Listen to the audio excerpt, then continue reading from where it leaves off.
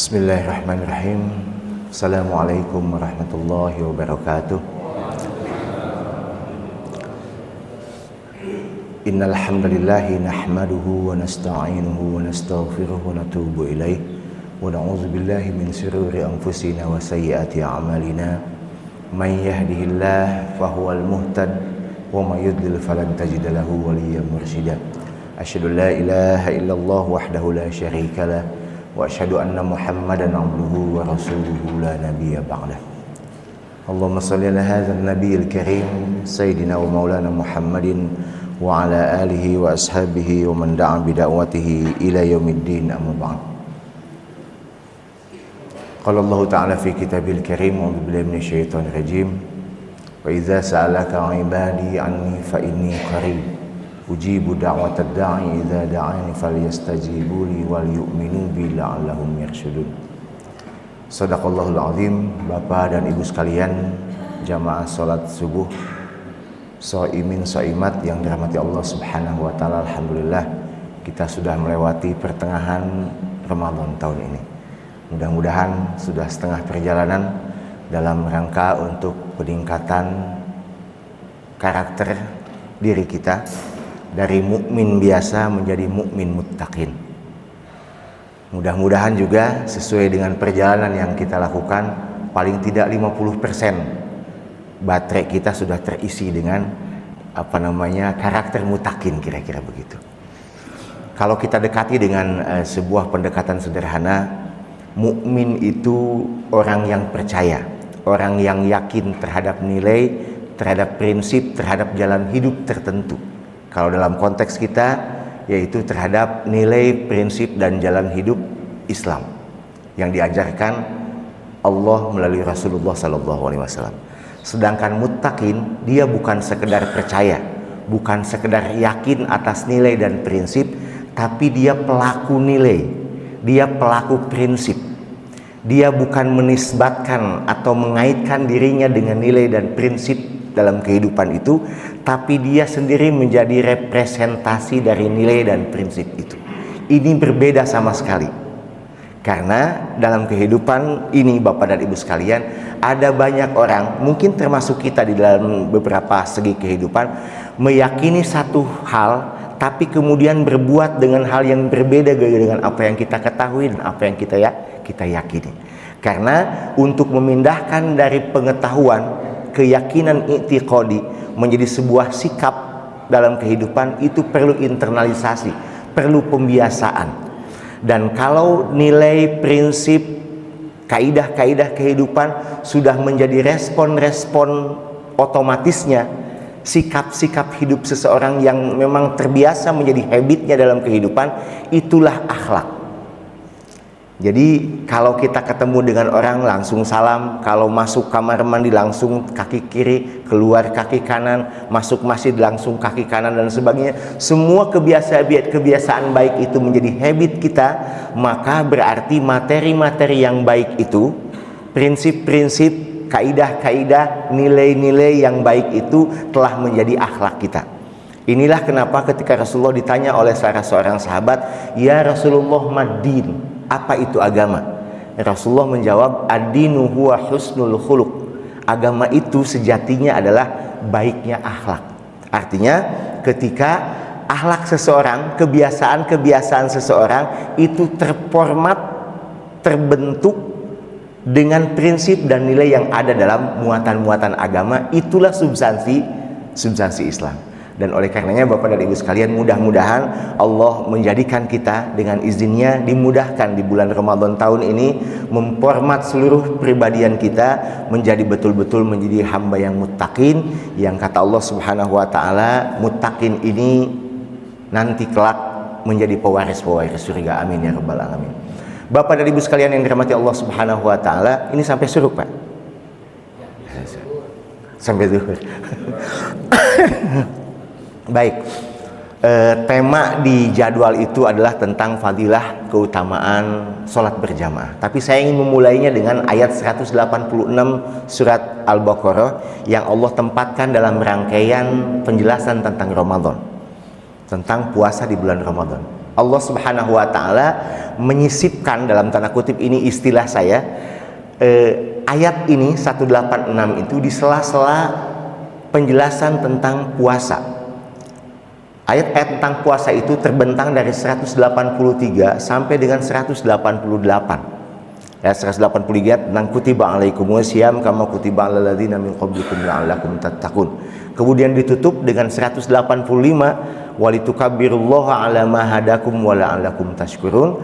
Nah, baru 186 Allah menyebutkan sesuatu yang bukan tentang puasa. Tapi sebagian ulama menyebutkan, sebagian ustadz menyebutkan justru ayat ini merupakan salah satu dari substansi puasa. Allah berfirman, a'udzubillahi minasyaitonirrajim, wa idza sa'alaka 'ibadi anni fa inni qarib. Kalau ada hambaku bertanya tentang aku dekat. Saya ingat penjelasan Ustadz Abdul Somad ketika menyebutkan kenapa Allah, ini ibrah ya, kenapa Allah seperti itu ya terserah Allah, itu ala kulli syai'in qadir. Tapi untuk mengambil ibrah dari sisi bahasa, logika bahasanya, fa idza sa'alaka 'ibadi qul, katakan aku dekat. Tapi Allah tidak menggunakan itu. Fa idza sa'alaka 'ibadi anni fa inni qarib. Kalau ada hambaku bertanya tentangku, aku dekat. Aku gak kemana-mana, aku ada, dekat. Ujibu da'watad da'i idza da'an. Bahkan aku menjawab langsung tanpa jeda orang yang memanggilku idza da'an, ketika dia memanggil, ketika dia berdoa, ketika dia menyeru. Itu hukum asalnya. Tapi kemudian Allah menyebutkan SKB-nya, syarat dan ketentuannya. Falyastajibuli wal yu'minu bi la'allahum yarshudin. Maka oleh karena itu falyastajibuli, penuhilah seruanku, berimanlah kepadaku, atau dengan makna yang lain penuhilah seruanku dengan dasar iman kepadaku. Wal yu'minu bi la'allahum yarshudun, supaya kalian mendapat petunjuk. Ayat ini Bapak dan Ibu sekalian mengajarkan kepada kita betapa Allah Subhanahu wa taala itu dekat. Dan di bulan Ramadan Allah menjadikan kita memiliki sensitivitas yang lebih kuat terhadap pengawasan Allah Subhanahu wa taala dengan ibadah puasanya. Terbukti senakal apapun kita, insya Allah kalau iman kita benar, meskipun tidak ada yang lihat, kita tidak mau membatalkan puasa, karena tanpa kita sadari kita memiliki mekanisme kontrol, satu perasaan diawasi Allah Subhanahu wa taala, sehingga kita tidak mau membatalkan puasa kita. Sehingga dengan demikian harapannya Bapak dan Ibu sekalian, setelah 1 bulan penuh diasah sensitivitas kita untuk merasakan pengawasan Allah itu dekat, nanti di luar Ramadan setelah masuk 1 Syawal kita memiliki mekanisme kontrol, mekanisme pengendalian diri yang kuat, karena mekanisme itu ada di dalam diri kita. Kita tidak diawasi, tidak merasa diawasi oleh lingkungan kita, tapi diawasi dalam hati kita karena kesadaran atas adanya kontrol Allah Subhanahu wa taala, muraqabatullah yang sangat kuat. Tapi sekali lagi kata Allah Subhanahu wa taala, falyastajibuli wal yu'minu bi. Allah menjanjikan siapapun kemudian akan Allah respon seruannya, respon doanya ketika dia memiliki respon juga terhadap seruan-seruan Allah Subhanahu wa taala. Falyastajibuli, penuhilah panggilanku. Bapak dan Ibu sekalian, ada sebuah ayat di surat Al-Anfal, Allah Subhanahu wa taala menyebutkan ayat tentang bagaimana seharusnya kita ketika mendengarkan panggilan-panggilan untuk mengajak kepada Allah dan Rasulnya, atau mengajak kepada sesuatu yang sesuatu itu diperintahkan Allah dan Rasulnya. A'udzubillahi minasyaitonirrajim. Ya ayyuhalladzina amanu stajibuli, ya ayyuhalladzina amanu stajibu lillahi walirrasuli idza da'akum lima yuhyikum.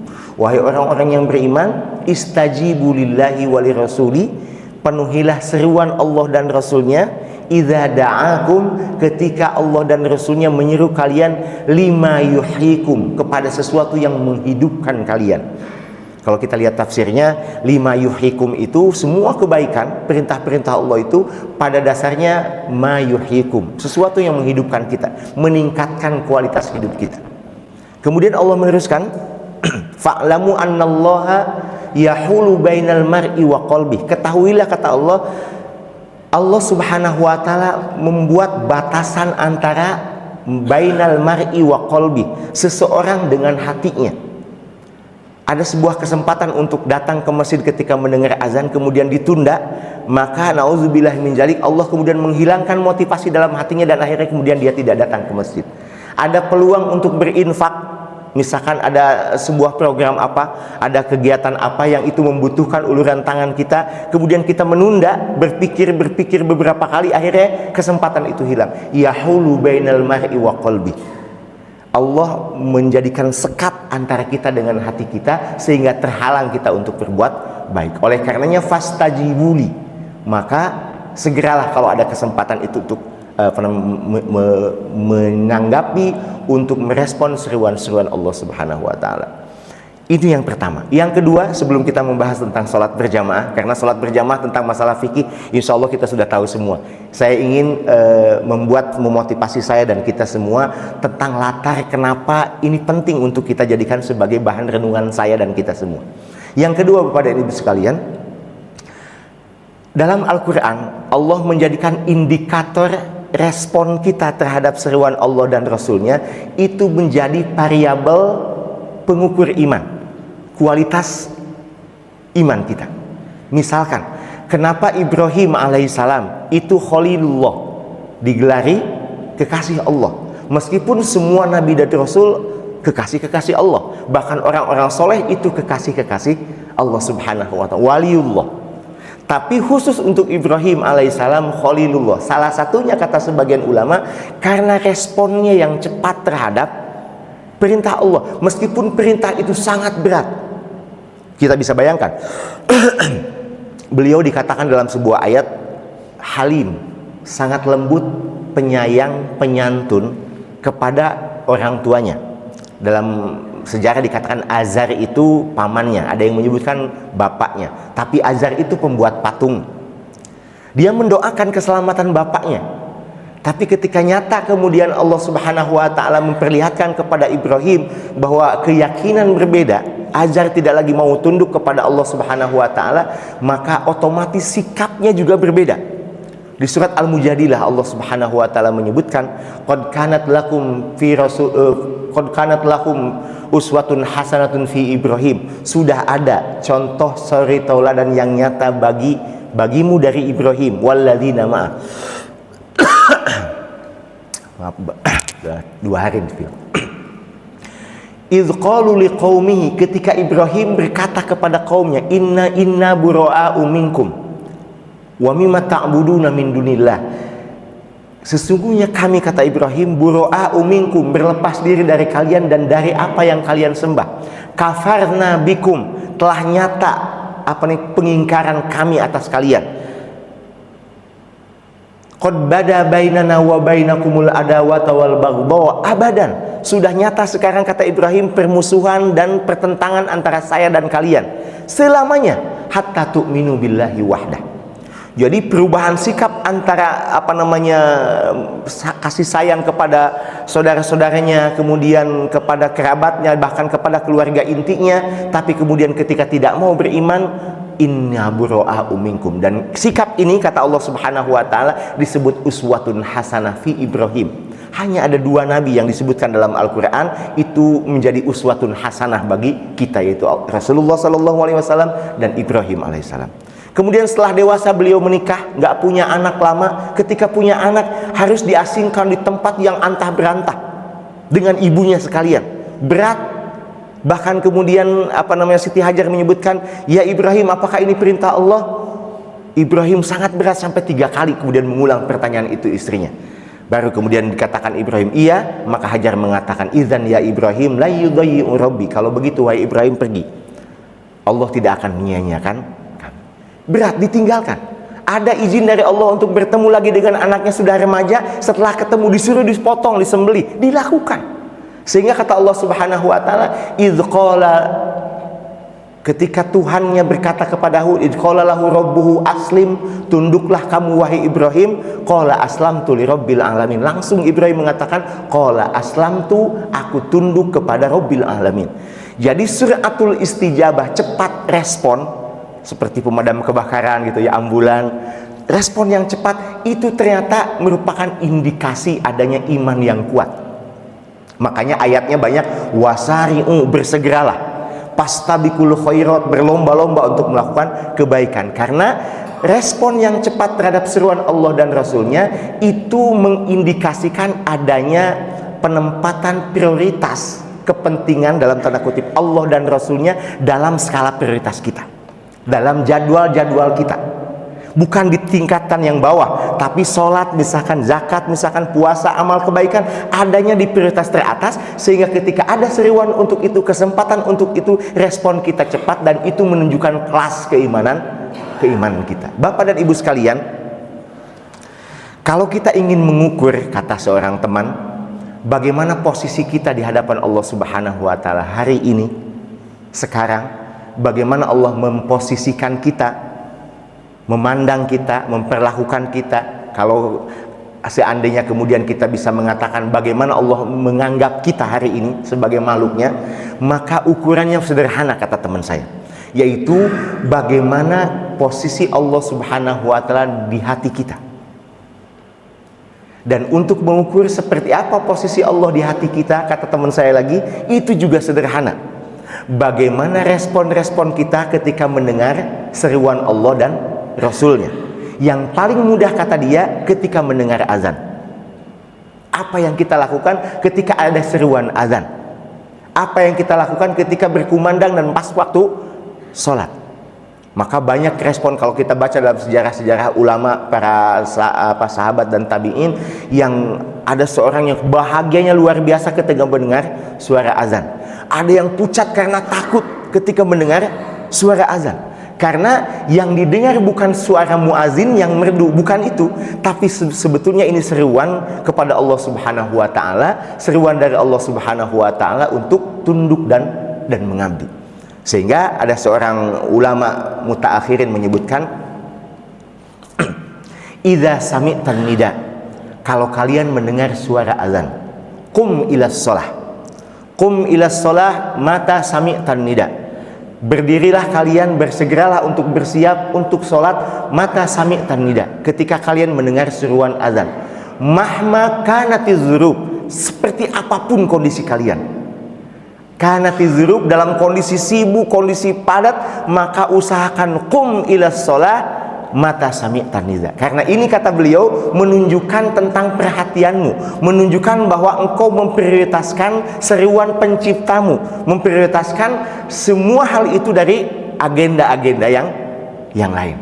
Kalau begini, kata teman saya, maka kita bisa secara sederhana mengukur. Mudah-mudahan kalau Allah Subhanahu wa Ta'ala membantu kita memprioritaskan kepentingan-kepentingan dalam tanda kutip menghamba kepada Allah dalam kehidupan kita, begitulah posisi kita di hadapan Allah Subhanahu wa Ta'ala nanti.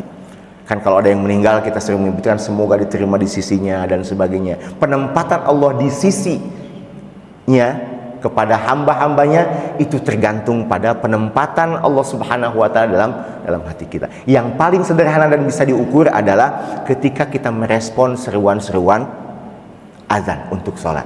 Nah, Bapak dan Ibu sekalian, tuh masih lama waktunya. Kita masuk ke sholat berjamaah ya.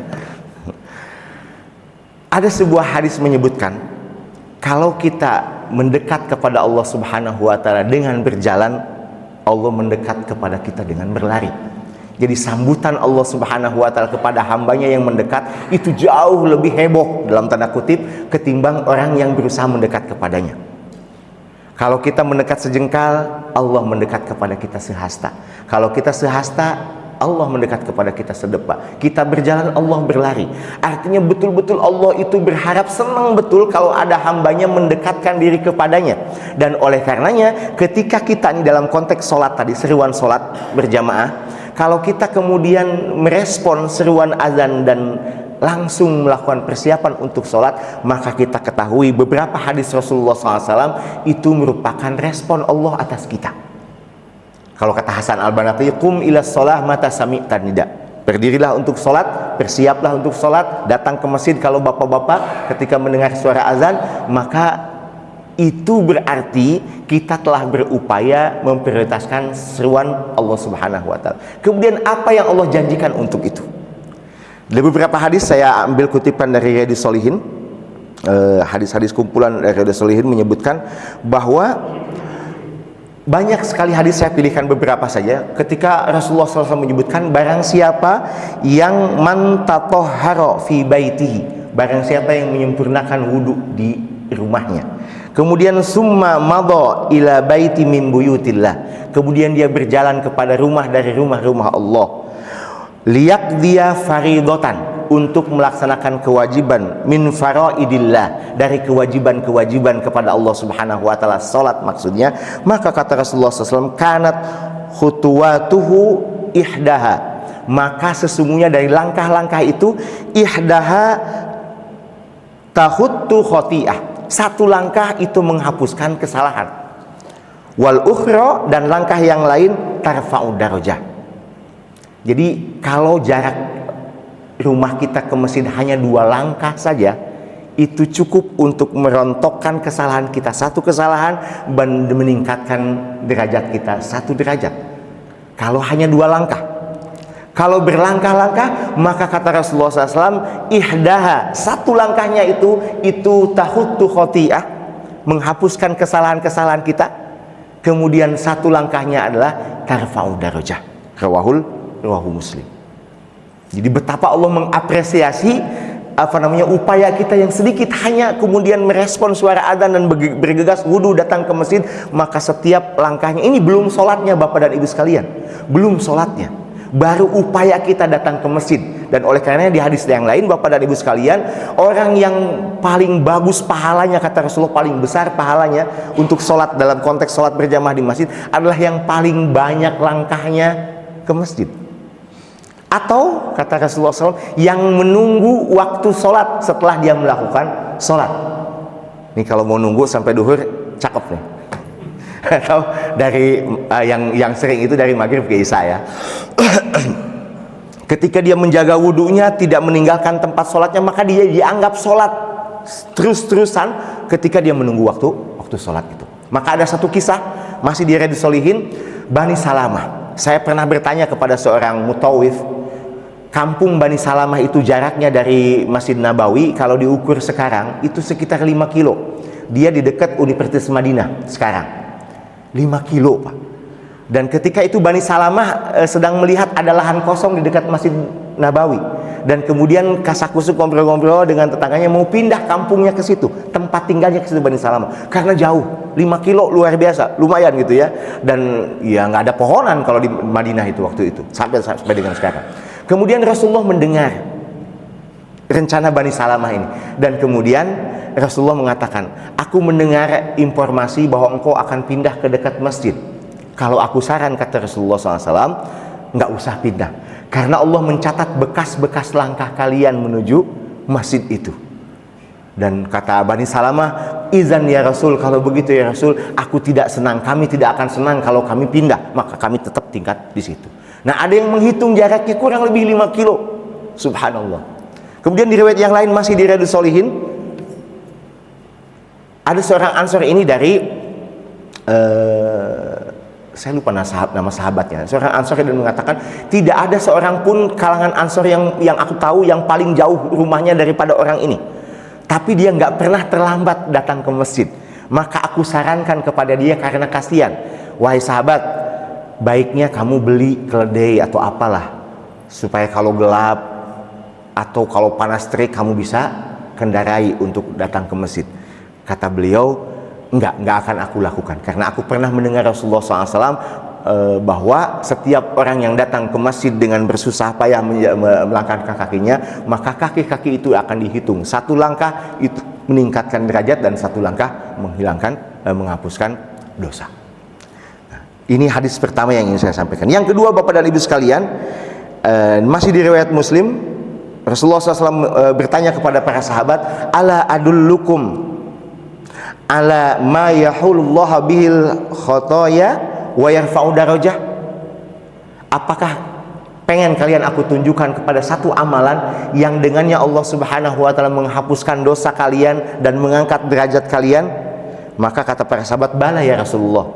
Iya ya Rasulullah, mau. Kemudian Rasulullah menyebutkan isbaghul wudu alal makarih, Sempurnakan wudu dalam kondisi yang makari, yang kalian tidak suka, dingin misalkan, atau kondisi kalian kondisi kita tidak terlalu nyaman, airnya dingin dan sebagainya, kita wudu. Disempurnakan dan kemudian kita susah alal makari. Yang kedua kata Rasulullah SAW, wa kasratu khutu ilal masjid, memperbanyak jalan menuju masjid, entah karena jaraknya yang jauh atau memang kita sering datang ke masjid untuk sholat berjamaah. Kemudian kata Rasulullah SAW lagi, wantazira as-shalah ba'da shalah, dan seringlah kita kalau waktu luang itu menunggu sholat setelah selesai sholat, duhur ke asar, atau asar ke maghrib, atau maghrib ke isya. Kalau isya ke subuh itu namanya pindah nginep dari rumah, beda. Maka fadzalikumur ribat, kata Rasulullah, fadzalikumur ribat, mengulang 2 kali, itulah yang dimaksud ribat, itulah yang dimaksud ribat. Nah, ribat itu sebetulnya makna aslinya adalah kondisi setelah lagi perang. Kata Abdullah Azam, orang yang ribat itu menjaga perbatasan, di mana tekanannya itu jauh lebih berat ketimbang tekanan pada saat benar-benar terjadi perang. Orang tidak boleh keluar dari pos penjagaan karena mengantisipasi serangan musuh, tapi tidak dalam kondisi perang. Ketakutan mencekam terus-terusan luar biasa, dan ini saking ketakutannya, ini pahalanya besar. Itu ribat.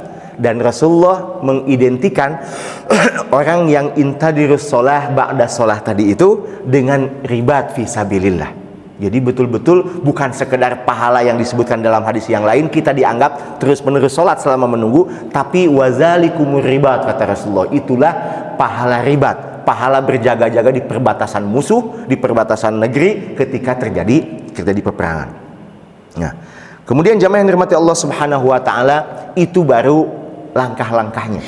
Kemudian sholatnya, ini ada hadis masyhur dari Abdullah bin Umar ya, menyebutkan bahwa sholatul jamaah itu afdalu min sholatul fardhi sab'in wa isrina darajah. Itu ada yang menyebutkan sab'i wa isrina, ada yang khamsin wa isrina, ada yang menyebutkan 27, ada hadis yang menyebutkan 25 derajat. Tapi manapun kita membandingkannya begini, kita sholat sendirian, sholat asar lah, sholat sendirian 27 kali, diulang-ulang tuh, dengan datang sholat di belakang imam di masjid. Itu ringan mana?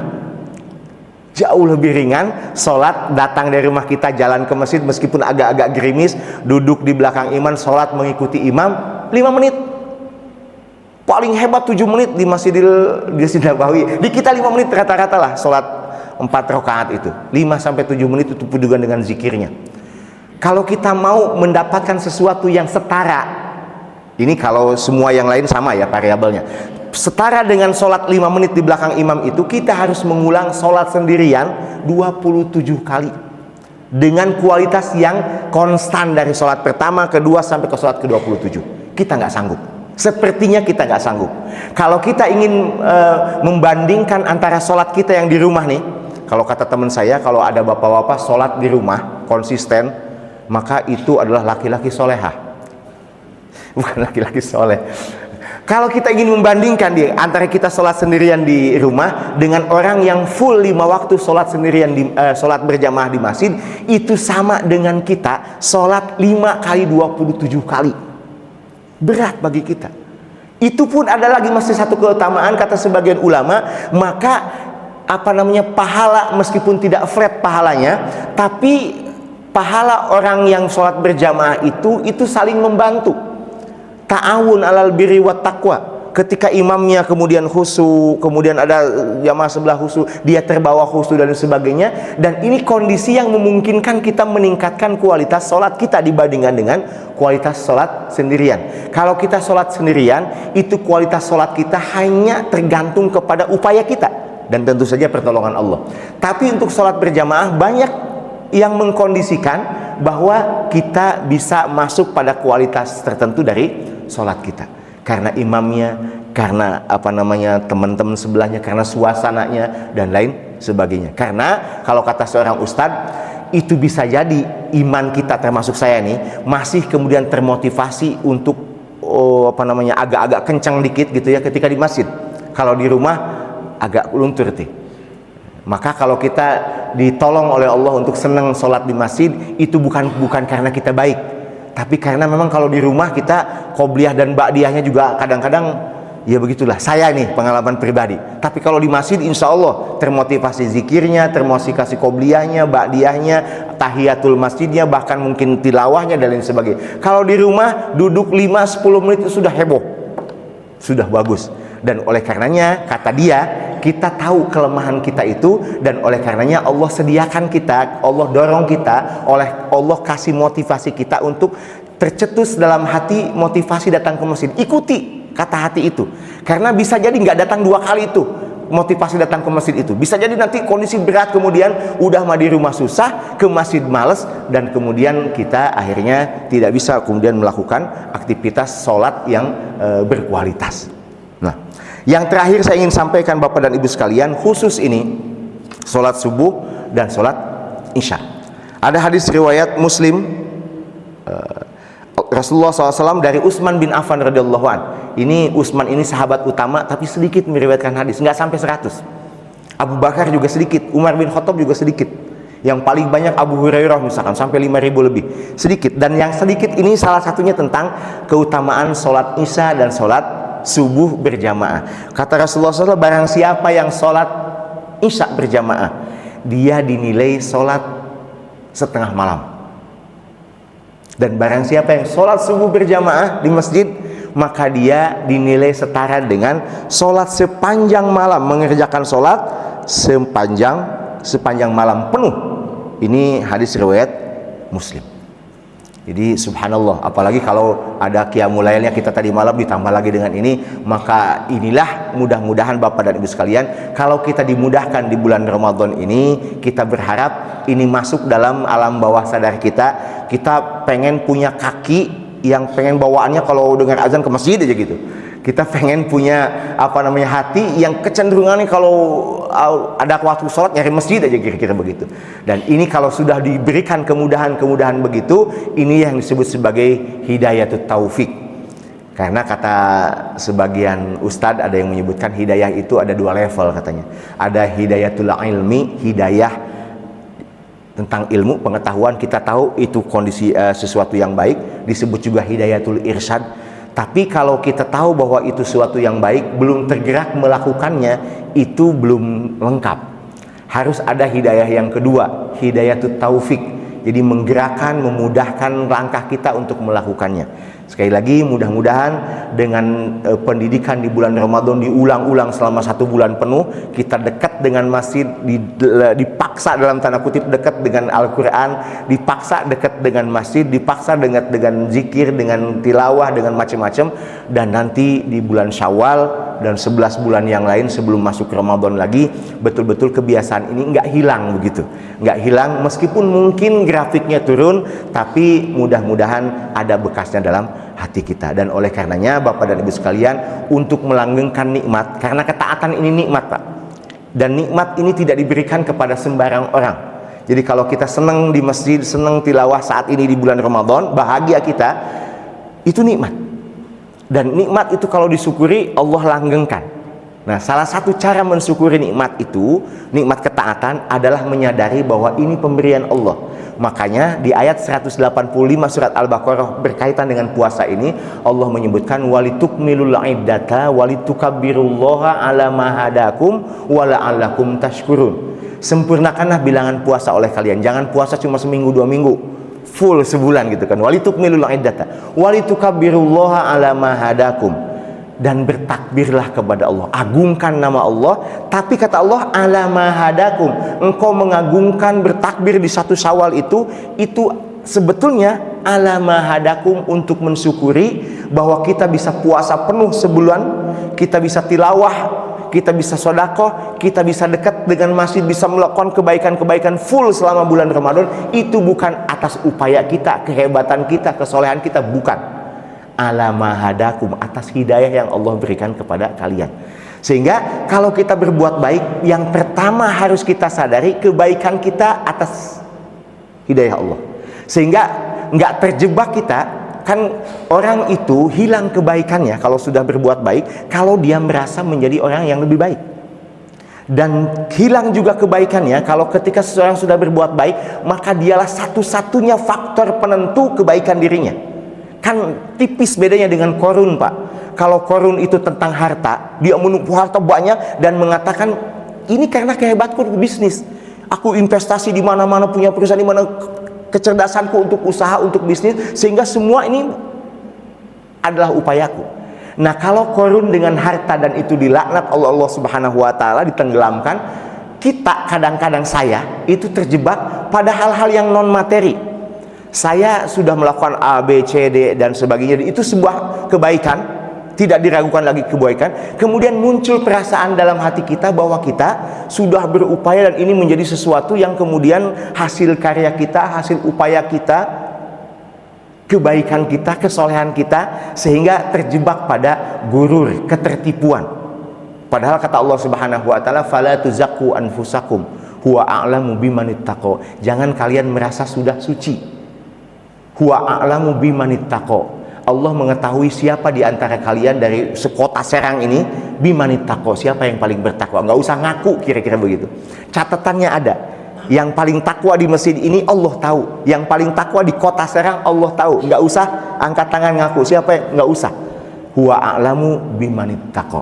Nah, sehingga Bapak dan Ibu sekalian, di ayat 185 ini seakan-akan kalau saya membacanya, mengambil pelajaran, Allah menutup peluang kita agar apa yang kita lakukan sebulan full di bulan Ramadan itu tidak habis pahalanya.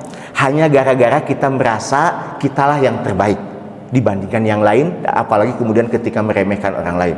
Ada kemudian ketika melihat kanan kiri tetangga, oh waktu malam pertama ada, sekarang udah hilang, muncul kemudian gurur. Kemudian ada ya, hal-hal yang kemudian setan itu pinter, memang pinter, pengalaman, licik. Kalau kita berhasil melakukan kebaikan setelah tahu dia dijebak oleh rasa malas, oleh macam-macam, kemudian kita sukses melakukan kebaikan, tetap ada godaannya, yaitu merasa menjadi orang-orang yang paling baik. Terakhir banget ayat 17 di surat Al-Hujurat, ini terkait dengan seorang laki-laki namanya Tulaihah bin Khuwailid At-Tamimi. Al-Asadi. Dia dari Bani Asad. Dia datang kepada Rasulullah, masuk Islam di tahun ke-9 Hijriah bersama dengan seluruh kabilahnya, kabilah besar, jago perang. Dan kemudian karena dia merasa berjasa atas keislamannya, dia kemudian bangga banget. Bahkan ketika pulang setelah masuk Islam itu, balik lagi ke kabilahnya, merasa memiliki hak untuk berbagi peran kenabian. Maka dia mengaku menjadi nabi. Jadi ini kalau itu dia porsinya zaman dulu ya. Kalau kita bandingkan, ini masjid, atau kita punya organisasi, atau kita di KRW-an, kita berkontribusi banyak, dan kemudian tiba-tiba merasa paling berjasa.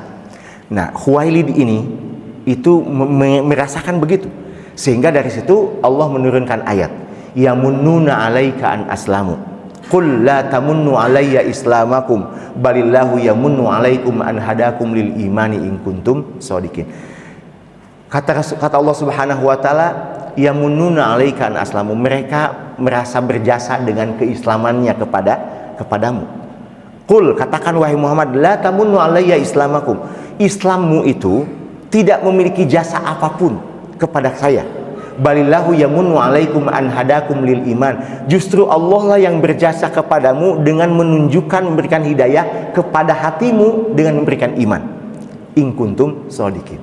Jadi kalau kita pindahkan konteks ayat 17 surat Al-Hujurat ini, kasusnya Tulaihah bin Khuwailid, salah satu nabi palsu di zaman awal-awal Abu Bakar ini, maka dalam konteks ibadahkah di bulan Ramadan, dalam konteks kontribusi kita di masyarakatKah, di organisasi, di masjid, maka ini sebetulnya perhatian kita untuk tidak membuka ruang dalam hati kita, menciptakan sebuah potensi menghilangkan amal-amal, pahala amal kebaikan kita. Mudah-mudahan Allah membantu kita untuk menjadi hati-hati yang ikhlas, yang termotivasi untuk melakukan kebaikan biidznillah. Hadanallahu wa iyyakum ajmain. Allahul muwafiq ila aqwamit thariq. Wassalamualaikum warahmatullahi wabarakatuh.